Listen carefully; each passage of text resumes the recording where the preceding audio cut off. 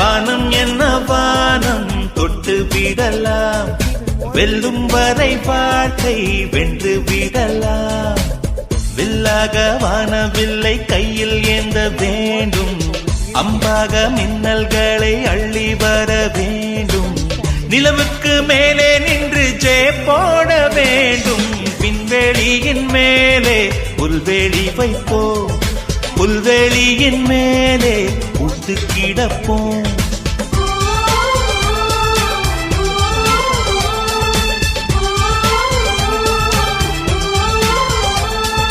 வானம் என்ன வானம் தொட்டு விடலாம், வெல்லும் வரை வாழ்க்கை வென்று